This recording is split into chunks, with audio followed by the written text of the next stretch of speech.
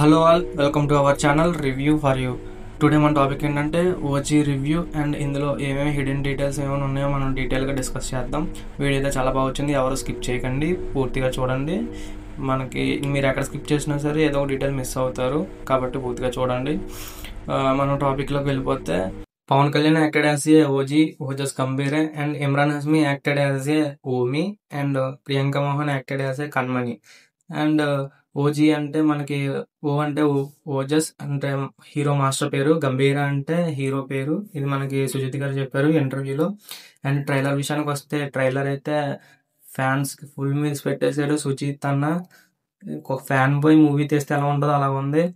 Fan boy కాబట్టి అలా తీయగలిగాడు. తన హీరోని ఊహించుకుంటూ ఎలా చూపిస్తే పవన్ కళ్యాణ్ బాగుంటాడు. ఒకప్పుడు పవన్ కళ్యాణ్ అయితే బ్యాక్ వచ్చాడు. లుక్స్ పరంగా చూసుకుంటే మామూలుగా లేవు. ఇప్పుడు మనం స్టోరీలోకి వెళ్తే, ఇది బాంబే పోర్ట్ ఏరియా. ఇక్కడ నుంచి విలన్ మనకి వెపన్స్ ఇల్లీగల్ గా ఇంపోర్ట్ చేసుకుంటూ ఉంటాడు. అది ఎలా అంటే, మనకి ఇక్కడ చూడండి, వెపన్ చెక్ చేస్తున్నాడు. వేరే కంట్రీ ఇది, ఇక్కడ చెక్ చేసుకుంటున్నాడు వెపన్స్ అవి. ఇది ప్రకాష్ రాజ్ గారు సత్యదాద అని చెప్పి, ఇప్పుడు గ్యాంగ్స్టర్స్ అందరూ సత్యదాద వైపు తిరిగారని చెప్పి ట్రైలర్ లో చెప్తారు కదా మనకి. ఇక్కడ అటాక్ జరుగుతుంది సత్యదాద గారి పేరు ప్రకాష్ రాజ్ మీద. ఇక్కడైతే పారిపోతూ ఉంటారు జీప్ లో. ఇక్కడ పక్కన ఉన్నది సేమ్ పర్సన్స్.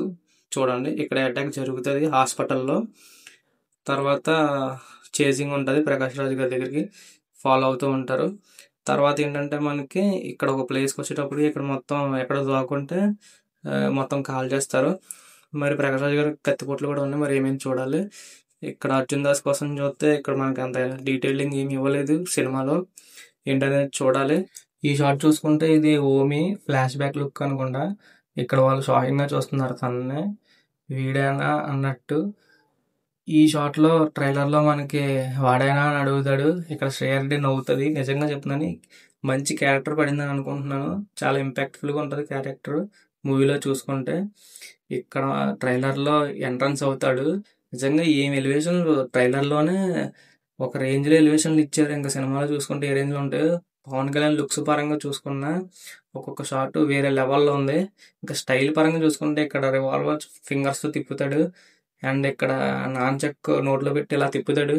ఇక్కడ ఈ షాట్ చూడండి, కాల్తో రీలోడ్ చేస్తాడు గన్ని. చెప్తున్నాను కదా, థియేటర్లో ఇలాంటి షాట్లు పడినప్పుడు తమనన్న బీజిఎం కొడితే ఒక లెవెల్లో తీసుకెళ్ళిపోద్ది సినిమాని.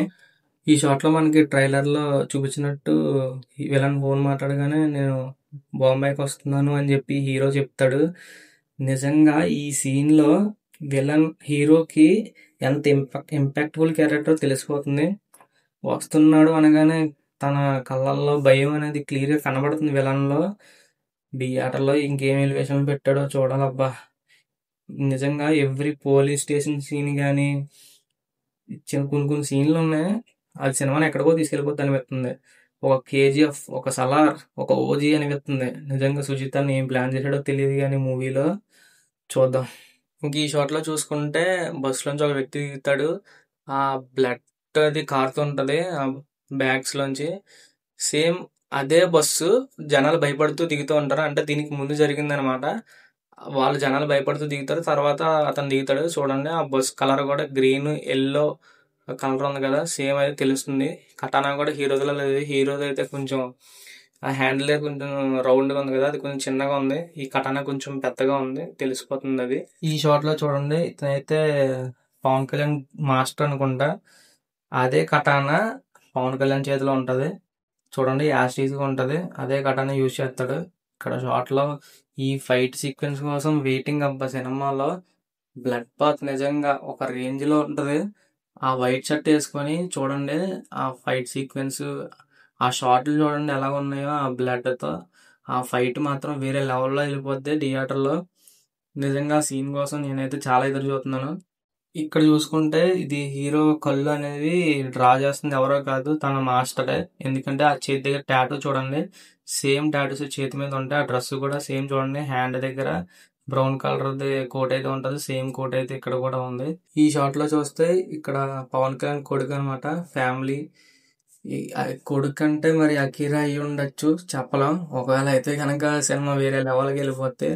ఈ షాట్ లో చూసుకుంటే హీరోయిన్ అడుగుతుంది, అది ఏంటి టాటూ ఏంటని చెప్పి అని అడుగుతుంది. అది నేనైతే గూగుల్లో సెర్చ్ చేశాను, జాపనీస్ లాంగ్వేజ్ అది. మనకైతే అది ఫైర్ అని చెప్పి వచ్చింది ఆ వర్డ్.